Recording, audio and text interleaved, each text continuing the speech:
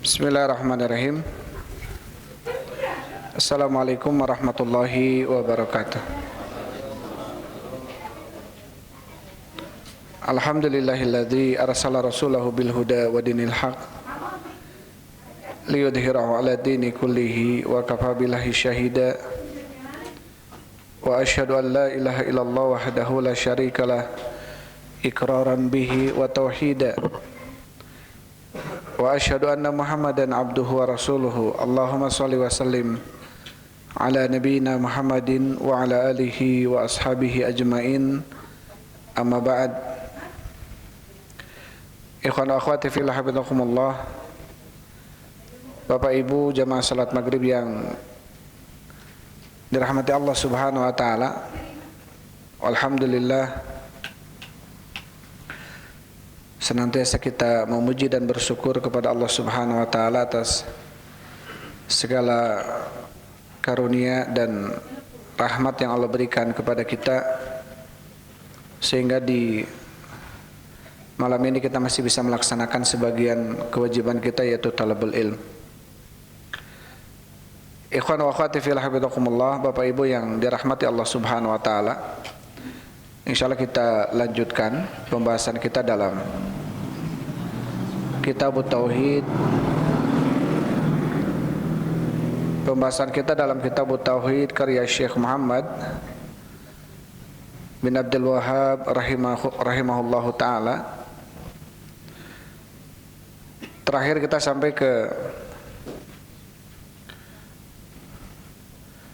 firman Allah Subhanahu wa taala, babu qaulillahi ta'ala yadhunnuna billahi ghairal haqqi dhannal jahiliyah.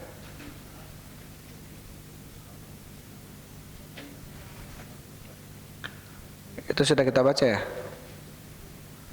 Bab qaulillahi ta'ala, bab firman Allah Subhanahu wa taala, yadhunnuna billahi ghairal haqqi dhannal jahiliyah. Mereka menyangka terhadap Allah Subhanahu wa taala dengan persangkaan yang tidak benar. Dhannal jahiliyah, persangkaan jahiliyah. Yaquluna hal lana minal amri min syai', mereka mengatakan, apakah bagi kami di dalam urusan ada sesuatu? Qul innal amra kullahu lillah, katakanlah sesungguhnya urusan itu seluruhnya kepunyaan Allah Subhanahu wa taala. Ini sudah kita bahas ya, bagaimana mereka orang-orang munafikin, mereka suudzon kepada Allah ketika kejadian perang Uhud ya. Ketika kejadian perang Uhud, mereka sudah berpendapat bahwasanya sebaiknya untuk menghadang orang-orang musyrikin di Madinah saja, jangan di Uhud. Tetapi setelah kesepakatan Rasulullah SAW, maka kemudian menghadangnya di Uhud, maka terjadilah perang Uhud. Maka mereka orang-orang munafikin kembali 300 orang. Dan terjadilah apa yang terjadi, kaum muslimin mendapatkan ujian dari Allah berupa kekalahan ya. Maka mereka mengatakan apa? Yadhunnuna billahi ghairal haqqi dhannal jahiliyah. Mereka telah berprasangka kepada Allah dengan prasangkaan yang tidak benar, yaitu prasangkaan jahiliyah. Mereka mengatakan, apakah tidak ada bagi kami urusan di dalam hal ini? Artinya, kenapa mereka, para sahabat dan Rasulullah, tidak mengikuti usulan kami gitu untuk tetap di Madinah? Kalau mereka menerima usulan kami, maka mereka makutilna hahuna, mereka tidak akan terbunuh di sini gitu. Jadi mereka apa? Seakan-akan ya berprasangka jelek kepada Allah gitu, bahwasanya Allah tidak akan menolong Rasulnya ataupun orang-orang yang beriman dengan diberikannya kekalahan ketika di perang Uhud. Padahal itu salah satu bentuk apa? Bentuk ujian yang dengannya Allah Subhanahu wa taala angkat derajat orang-orang beriman ketika itu. Kenapa kemudian dimasukkan ke dalam Kitab Tauhid tentang husnudzan ini? Karena tentunya husnudzan adalah merupakan tentang perkara yang kewajiban daripada tauhid adalah husnudzan. Maka seseorang yang bertauhid kepada Allah Subhanahu wa taala, dia harus berbaik sangka kepada Allah. Apapun yang menjadi aturan, apapun yang menjadi keputusan Allah Subhanahu wa taala, maka harus kita yakini itulah yang terbaik. Itulah yang terbaik, dan kita harus betul-betul apa? Kalau itu berupa ujian berarti kita harus bersabar. Kalau itu berupa kenikmatan berarti kita harus bersyukur gitu. Karena hanya dua perkaranya. Kalau enggak dia diberikan nikmat, kalau enggak dia diberikan ujian. Karena dua perkara ini akan terus Allah berikan kepada hamba-hamba yang beriman. Jadi orang beriman tidak kemudian dia senang terus, pasti kadang ada sedihnya. Tidak kemudian sedih terus, pasti kadang ada bahagianya. Begitu pula orang-orang yang sakit tidak akan sakit terus, dia ada kalanya dia diberikan kesembuhan oleh Allah Subhanahu wa taala. Orang yang sembuh pun ada kalanya dia diberikan apa? Penyakit oleh Allah. Maka hanya orang-orang berimanlah yang mampu apa? Untuk bersabar tatkala diuji dan bersyukur tatkala diberi. Makanya kata Rasulullah, ajaban li amril mu'min inna amrahu kullahu lahu khair. Ya, sungguh sangat mengherankan, menakjubkan urusan orang-orang beriman. Kenapa? Karena urusan orang beriman itu semuanya baik. Kebaikan semuanya. In asobathu sarra syakar. Apabila menimpa kepada orang beriman itu sarra, kelapangan, kenikmatan, kebahagiaan, dia syakar, dia mampu bersyukur. Fakana khairun lah, maka syukur itu lebih baik baginya. Wa in asobathu dzarra sabar. Dan apabila menimpa kepada dia dzarra, kesulitan, kesempitan, kekurangan, sabaro, dia mampu bersabar. Apa kemudian kata Rasulullah? Walaysa dzalika li ahadin illa lil mu'min. Tetapi kondisi itu tidak untuk semua orang, tidak untuk semua orang, tapi hanya untuk orang-orang yang beriman. Artinya hanya orang berimanlah yang mampu ketika diberi dia bersyukur, ketika diuji dia bersabar. Maka tentunya kita harus berhusnudzon kepada Allah Subhanahu wa taala, karena dalam sebuah ungkapan disebutkan al khair fi makhtarahullah. Kebaikan itu adalah apa yang Allah pilih, bukan yang kita pilih. Asa an takrahu syai'an wa huwa khairul lakum wa asa an tuhibbu syai'an wa huwa syarrul lakum. Bisa jadi kamu membenci sesuatu padahal itu baik bagi kamu. Bisa jadi kamu mencintai sesuatu padahal itu jelek bagi kamu. Wallahu ya'lam wa antum la ta'lamun. Allah mengetahui sedangkan kalian tidak mengetahui. Jadi apa kemudian di dalam poin yang sudah kita bahas ya, bab ini tentang pentingnya bahkan wajibnya seseorang dia berhusnudzon sama Allah. Karena Rasul sallallahu alaihi wasallam bersabda dalam hadis qudsi, Allah berfirman, ana inda dhanni abdi bi falyadun bi masya. Saya berada pada prasangkaan hambaku terhadapku, maka berprasangkalah kepadaku sesukanya. Ya, jadi Allah itu berada pada prasangkaan hambanya kepada Allah. Jadi kalau kita berprasangka baik, maka kebaikan ya akan didapat. Dan sebaliknya, kalau kita berprasangka jelek, maka kejelekan yang akan didapat. Taib. Karena ibu-ibu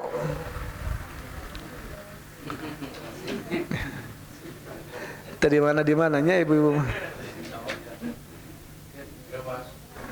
Taib. Dangu kan ibu-ibunya lebar ngaos teh. Tas tebih-tebih ke masjid orang. Taib urang lajengkeun lebat kana bab salajengna. Bismillahirrahmanirrahim. Qala Syekh rahimahullahu taala, qala Syekh Muhammad, babu ma jaa fi munkiril qadar. Bab ma apa-apa jaa yang datang fi di dalam munkiril qadar, orang-orang yang mengingkari al-qadar. Jadi bab ini dibawakan oleh Syekh rahimahullahu taala tentang permasalahan tentang orang-orang yang mengingkari al-qadar. Ya, mengingkari apa? Qadar. Apa qadar? Ketentuan Allah, ketetapan Allah. Jadi apa hukumnya orang-orang yang mengingkari al-qadar? Ya, nanti akan dibahas oleh Syekh rahimahullahu taala. Kenapa kemudian bab ini dibawakan oleh Syekh Muhammad ke dalam Kitabut Tauhid? Apa kaitannya antara al-qadar dengan Kitabut Tauhid? Jadi tatkala kita ketahui bahwa dalam tauhid itu ada 3 macam, uluhiyahnya, rububiyahnya dan asma wa sifatnya, maka ketika tauhid rububiyah adalah seorang hamba dia menyerahkan seluruh amalan-amalan Allah kepada Allah, seperti menciptakan, menghidupkan, mematikan, mengatur alam semesta adalah milik Allah Subhanahu wa taala. Bahkan mengatur alam semesta ini, apa yang akan terjadi dan apa yang harus terjadi itu adalah ketetapan Allah Subhanahu wa taala. Maka ini termasuk apa? Kesempurnaan tauhid rububiyah seseorang adalah ketika apa? Ketika dia menetapkan qadar. Artinya apa? Dia beriman kepada apa yang akan terjadi, dan apa yang sedang terjadi itu atas ketetapan siapa? Ketetapan Allah Subhanahu wa taala. Maka apa? Maka kemudian kesempurnaan seseorang di dalam bertauhid rububiyah adalah tatkala dia menetapkan qadar bagi siapa? Bagi Allah Subhanahu wa taala. Maka ketika dia mengingkari qadar, ya, maka tatkala dia mengingkari qadar, maka ada sebagian ulama kemudian bisa dikeluarkan orang tersebut dari Islam. Ya. Nanti ada beberapa kaul, salah satunya Ibnu Umar, ya di sini disebutkan. Setelah membawakan bab, kemudian Syekh Muhammad membawakan ucapan Ibnu Umar yang diriwayatkan oleh Imam Muslim, ya. Wa qala Ibnu Umar, dan berkata Ibnu Umar, walladzi nafsu Ibnu Umar biyadi, demi zat yang jiwa Ibnu Umar ada di tangannya, artinya demi Allah gitu. Lau kana li ahadihim mithlu uhud dzahaba, kalau seandainya seseorang mempunyai emas sebesar gunung Uhud, tsumma anfaqahu fi sabilillah,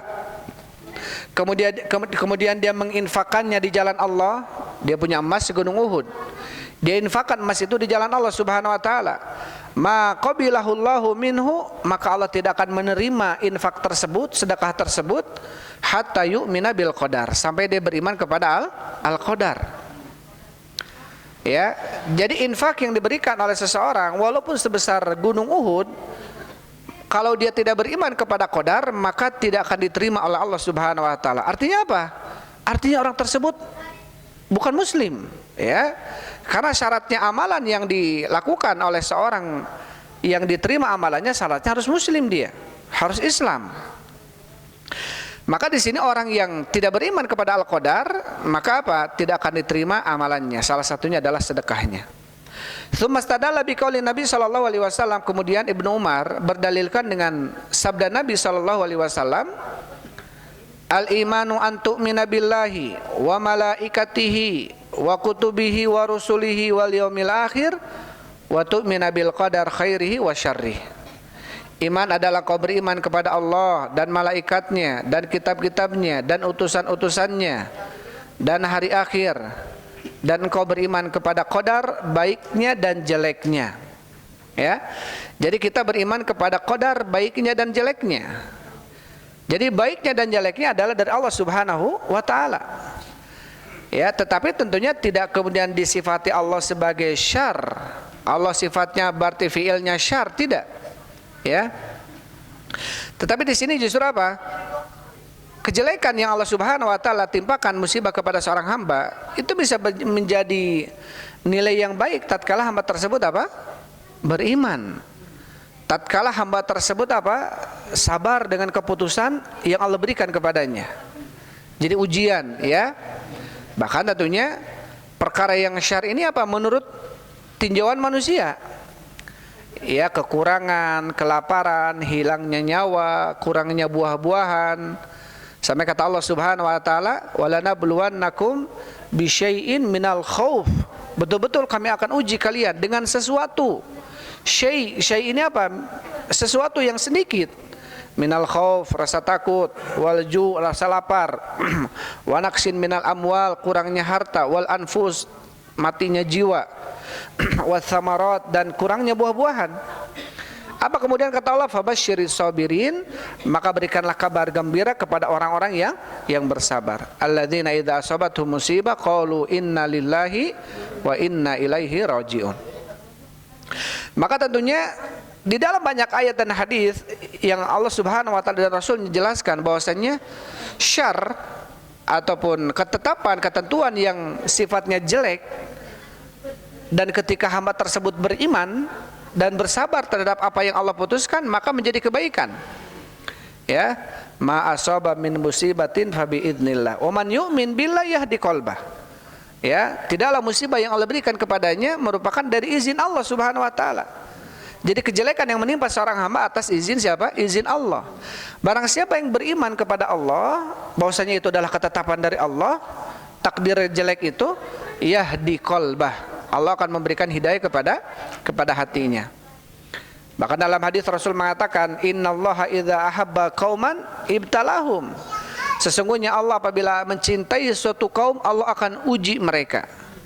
Jadi bentuk kecintaan Allah salah satunya dengan cara diberikan apa? Ujian kepada hamba itu. Man yuridillahu bihi khairan yusib minhu. Barang siapa yang Allah inginkan baginya kebaikan, Allah akan uji dia. Allah akan berikan ujian darinya. Berarti ujian yang Allah berikan kepada kita, apapun itu, kurangnya harta, kurangnya jiwa, kurangnya makanan, dan ketika kita bersabar, maka apa efeknya? Kebaikan. Itu tanda sayang gitu, tanda kasih sayang Allah agar kita apa? Agar kita bersabar.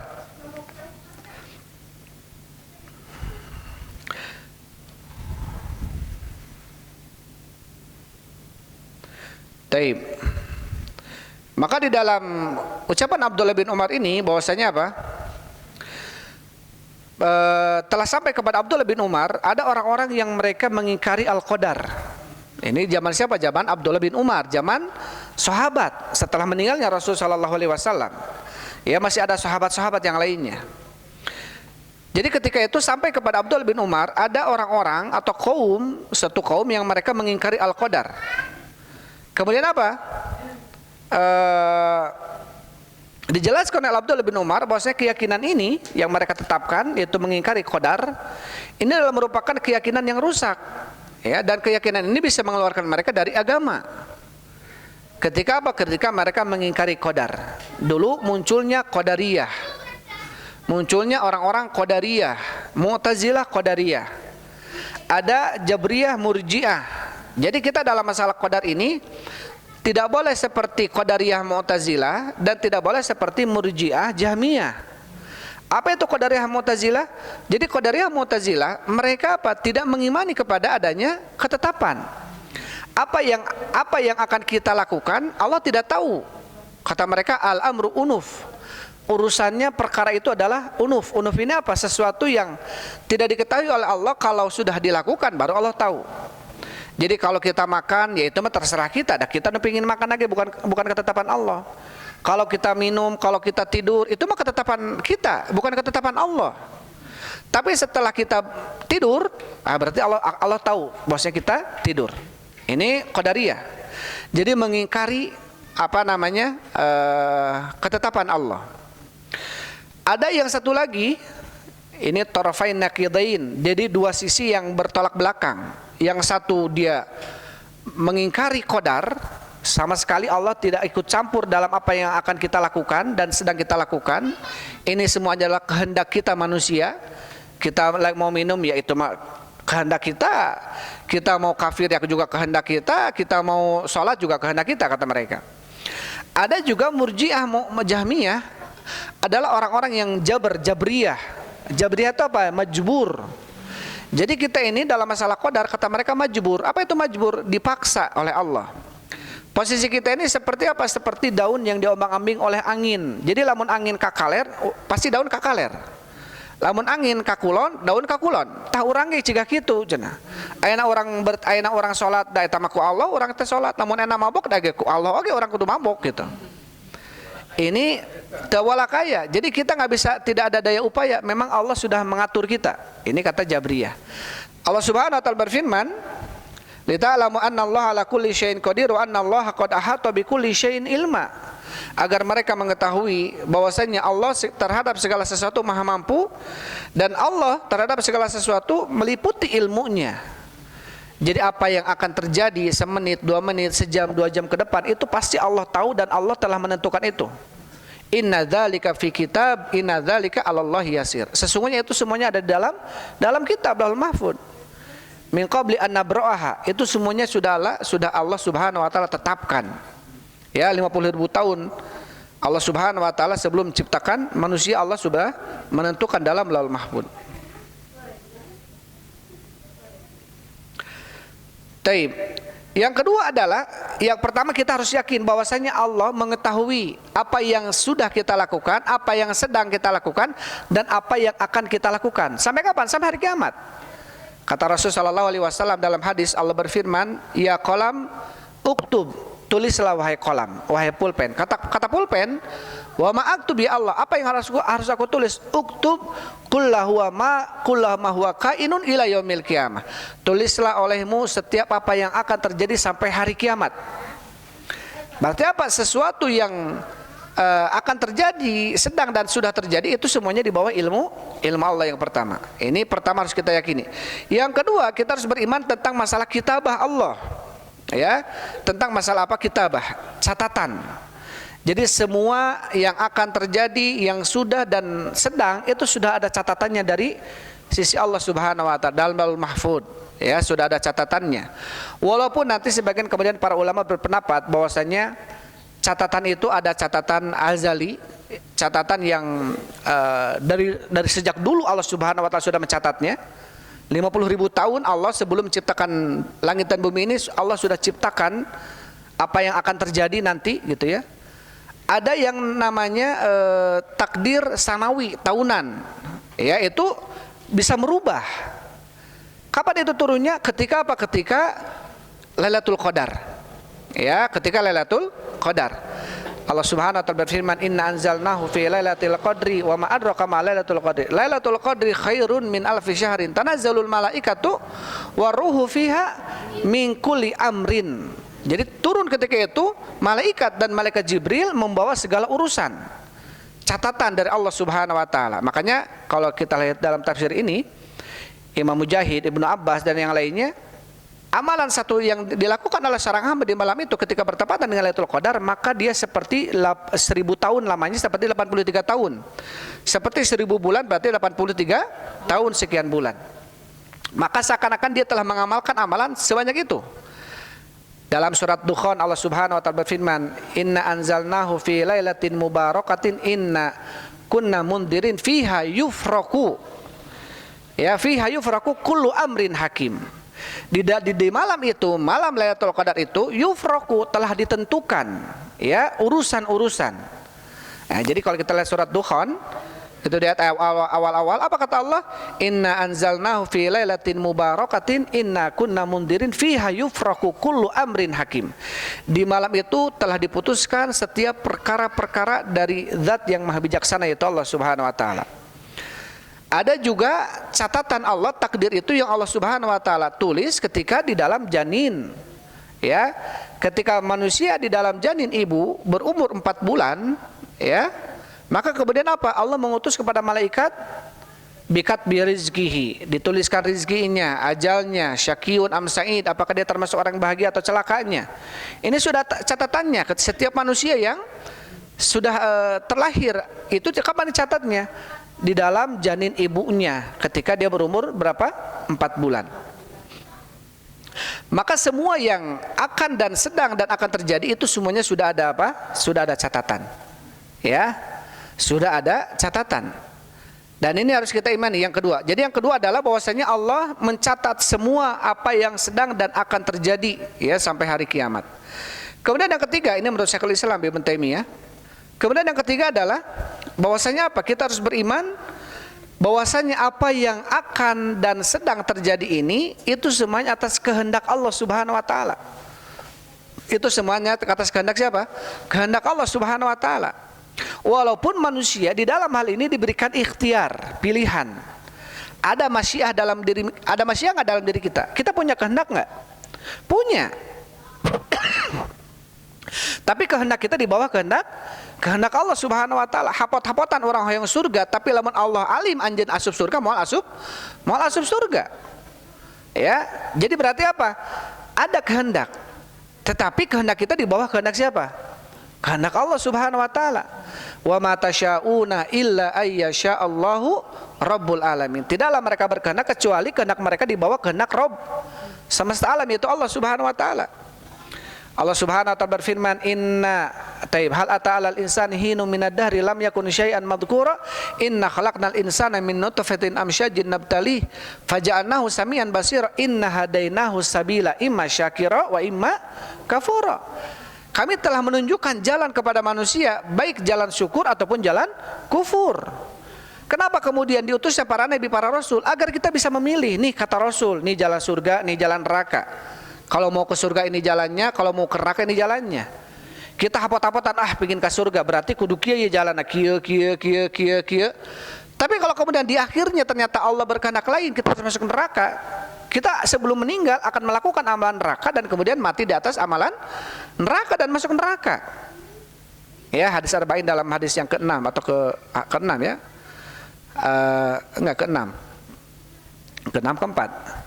Dalam hadis Ibnu Mas'ud ya, Rasulullah sallallahu alaihi wasallam mengatakan, "Inna ahadakum la ya'malu bi amalin ahlil jannah hatta ma yakunu bainahu wa bainaha ila dzira fa yasbiqu alal kitab fa ya'malu bi amalin ahlin nar fa yadkhuluha."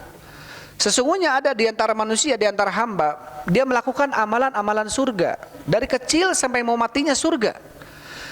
Sehingga ketika antara dia dengan kematian cuma 1 hasta lagi kata Rasulullah. Artinya beberapa saat lagi dia, beberapa waktu lagi dia mau mati. Tapi nyusul catatan dari Allah, dia tuh harus masuk neraka. Akhirnya apa? Faya malu bi amalin ahlin nar, dia pun mengamalkan amalan ahli neraka. Dalam riwayat fi mayabdulin nas. Ya, yang terlihat amalan itu di sisi manusia gitu.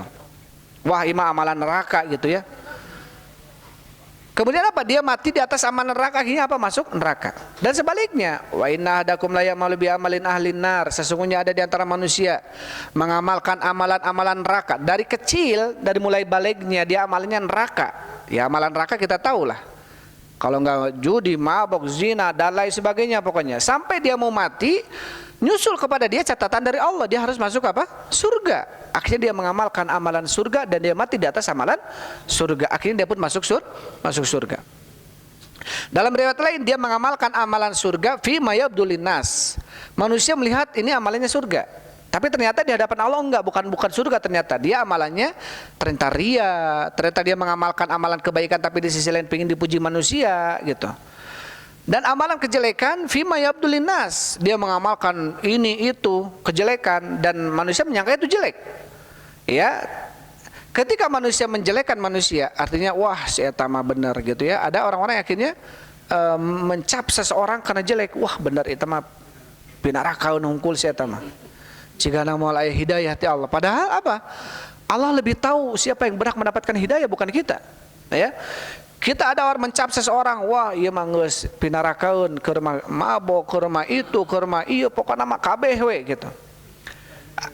Akhirnya kita seakan-akan menutup hidayah dari dia, padahal yang memberikan hidayah adalah Allah.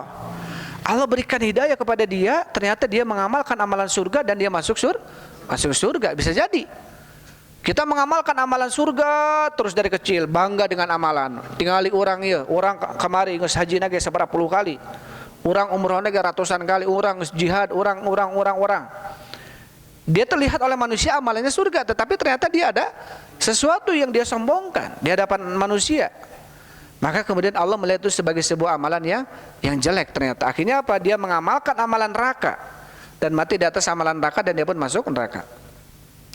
Perkara qadar ini adalah perkara rahasia Allah Subhanahu wa taala. Tentunya hanya Allah yang tahu. Akhirnya para sahabat juga bertanya kepada Rasul, kalau begitu dengan apa kita harus beramal ya Rasulullah? Apakah dengan catatan yang sudah tertulis, dengan catatan atau dengan lembaran yang sudah kering? Akhirnya para sahabat bingung nih, kita harus beramal dengan apa kalau begitu? Kata Rasul sallallahu alaihi wasallam, "I'malu fakullun muyassaru lima khuliqalah." Yang penting kalian itu beramal, karena segala sesuatu itu Allah akan mudahkan bagi orang-orang yang Allah ciptakan untuknya.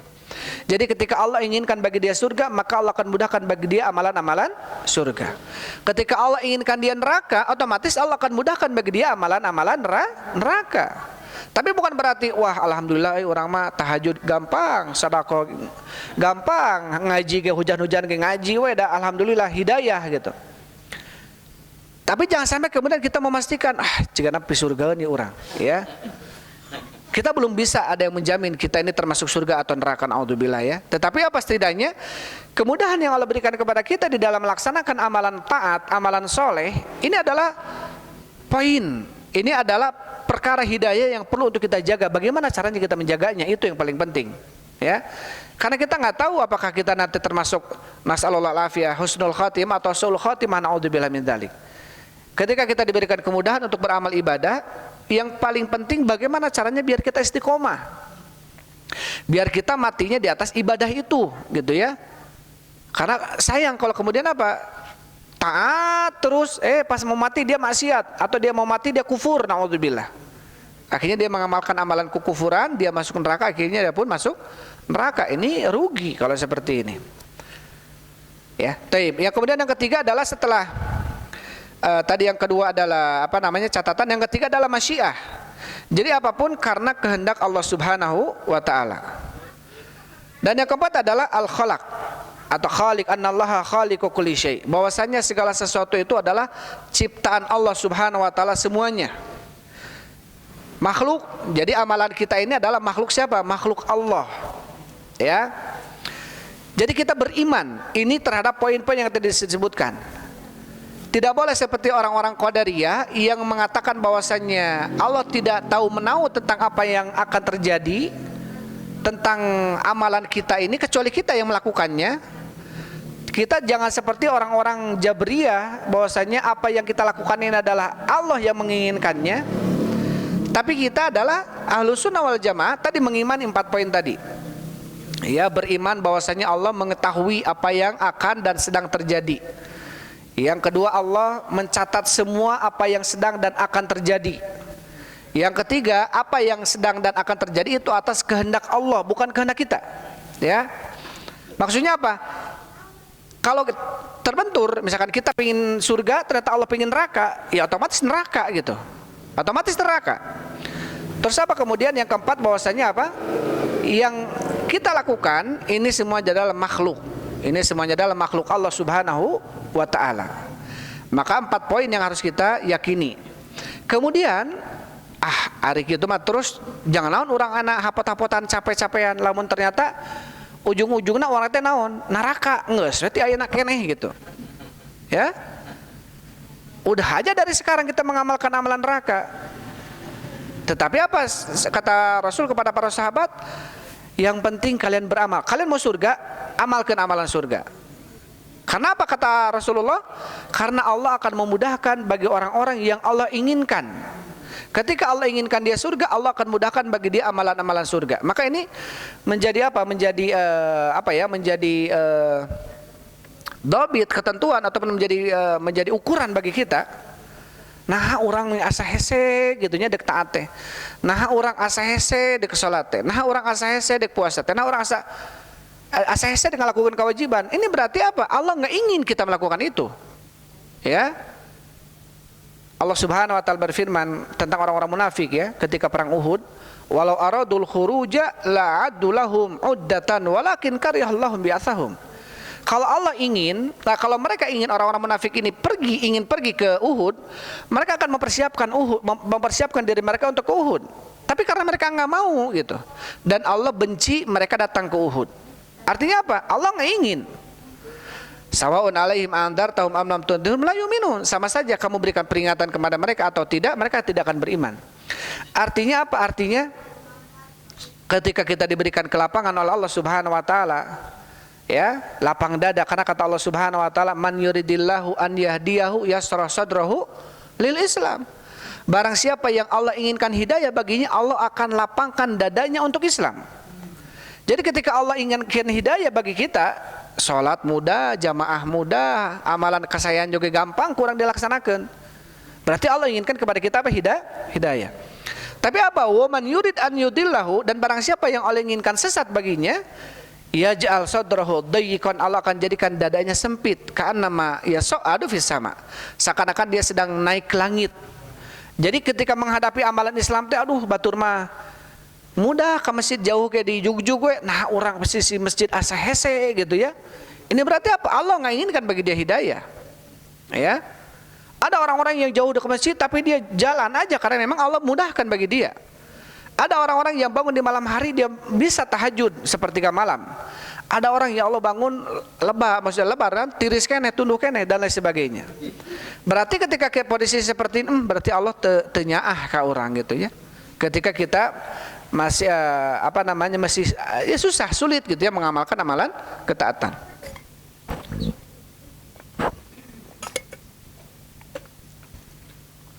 Dan apakah kemudian Allah zalim?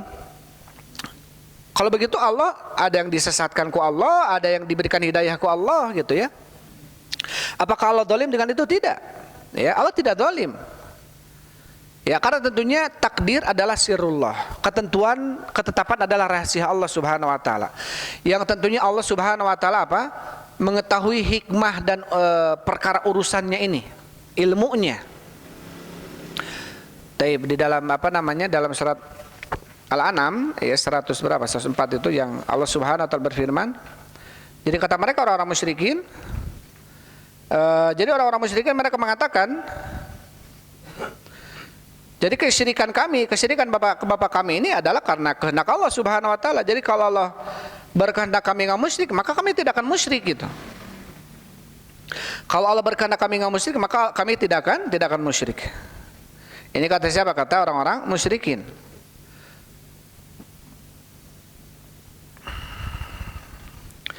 Allah Subhanahu wa taala berfirman, Taib.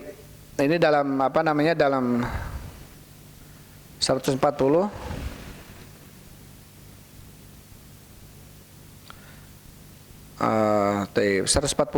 ya. Allah Subhanahu wa taala berfirman dalam surat Al-An'am.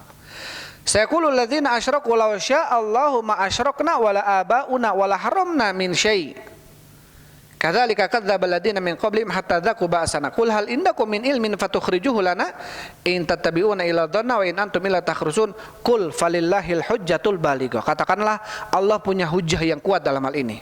Jadi kata mereka, sayaqulul ladzina asyraku, akan berkata orang-orang musyrik, ma asyrakna wala abauna wala haramna min syai'. Kalau Allah enggak berkehendak, kami tidak akan jadi orang musyrik. Jadi kami jadi orang musyrik ini karena memang keinginan Allah gitu. Bapak kami jadi orang musyrik karena keinginan Allah. Kenapa kami mengharamkan sesuatu yang Allah tidak haramkan? Juga karena keinginan Allah gitu.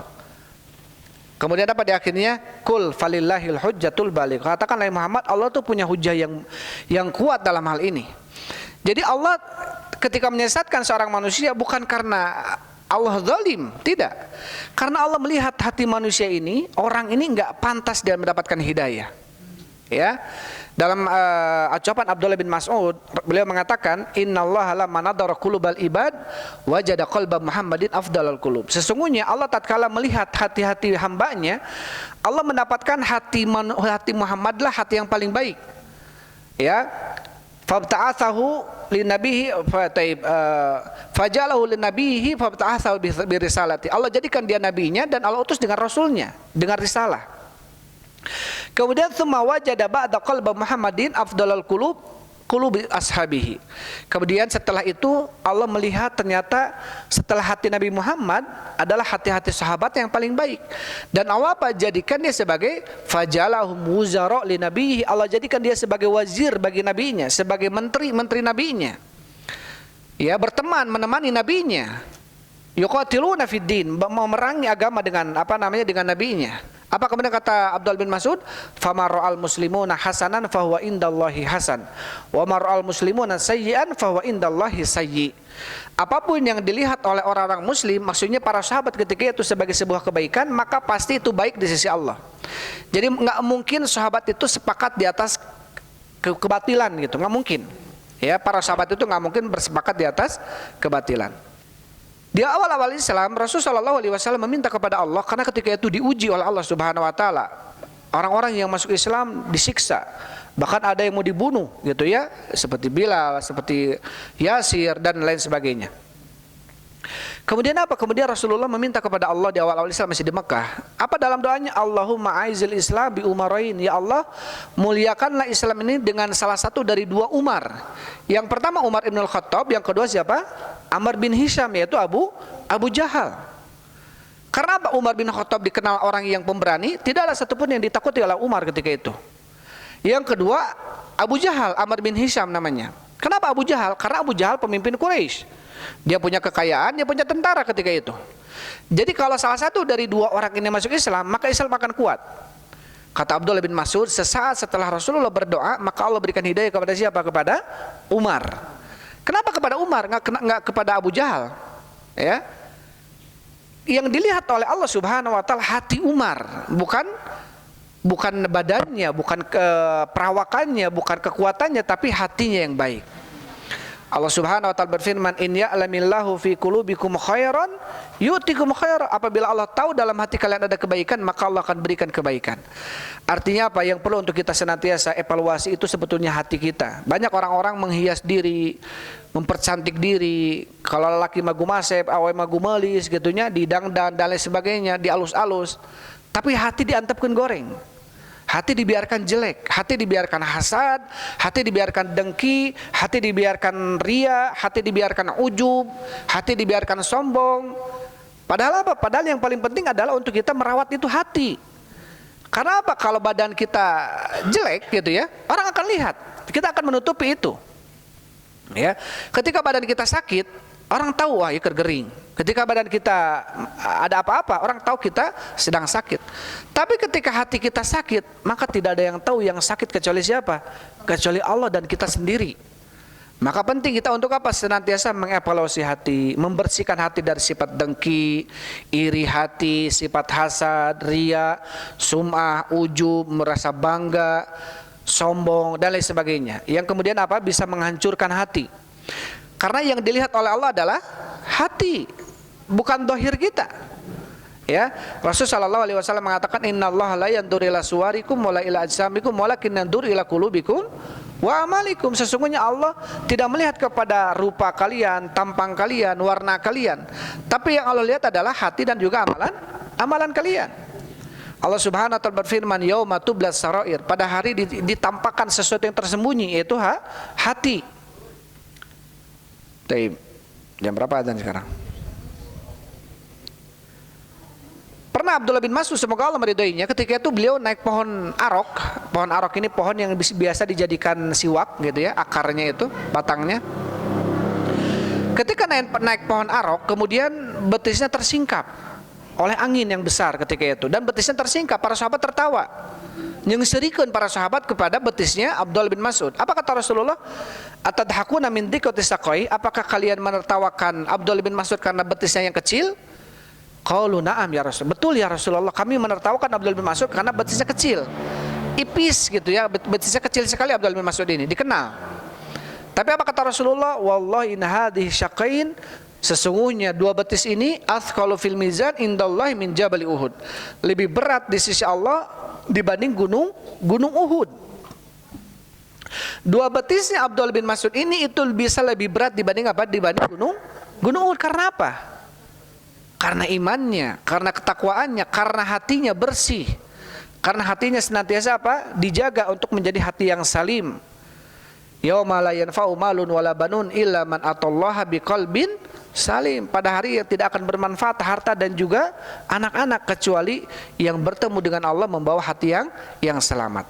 Maka tentunya penting untuk kita apa? Di dalam masalah takdir juga demikian. Artinya apa? Allah melihat kita ini dari hatinya. Makanya kata Allah apa?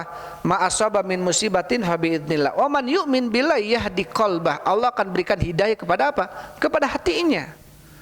Ya, Allah berikan hidayah kepada hatinya, membuat dia husnudzon kepada apapun keputusan Allah, membuat dia bersabar tentang keputusan, baik itu yang yang sifatnya musibah dia bersabar, atau ketika ada ketetapan yang baik dia bersyukur atas keputusan Allah Subhanahu wa taala. Maka tentunya Allah tidak zalim. Akhirnya apa? Orang-orang musyrikin mengatakan, kalau begitu ya kami karena kehendak Allah kami musyrik, kami karena kehendak Allah kami kafir. Ya, Allah Subhanahu wa taala sudah menurunkan kepada mereka ya beberapa bukti dan bayinat, tanda-tanda tentang kebenaran Allah dan kebenarannya Nabi sebagai utusan Allah Subhanahu wa taala, adanya Al-Qur'an. Jadi sudah nyampe kepada mereka hujjah. Tidak kemudian mereka bahwasanya bersandar kepada bahwasanya kekufuran kami ini adalah kehendak Allah Subhanahu wa taala, padahal sudah ditampakkan kepada mereka ilmu nih. Ya, kalau kufur ini balasannya, kalau menerima ajakan Rasul ini balasannya. Tapi karena mereka lebih menerima, memilih kekufuran. Apa kata Allah dalam surat Syura Fusilat ya? Syura ya. Fama Tsamudu fahadainahum fastahabbul ama 'alal huda.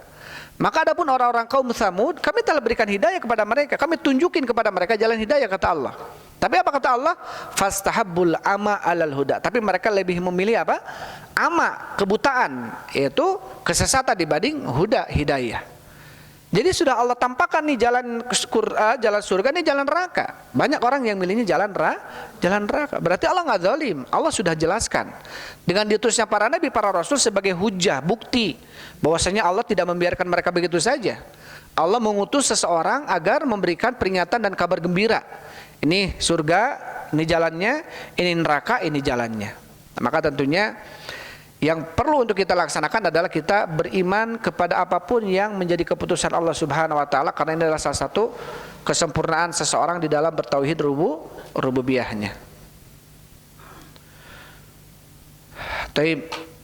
Ini masih ada beberapa poin ya, insyaallah mungkin di waktu yang akan datang kita bahas. Jadi kita masih di dalam bab maja fi munkiril qadar. Itu saja dulu. Wallahu a'lam bishawab. Walhamdulillah wassalatu wassalam ala Rasulillah. Subhanakallahumma rabbana bihamdik asyhadu an la ilaha illa anta astaghfiruka wa atubu ilaik. Assalamualaikum warahmatullahi wabarakatuh.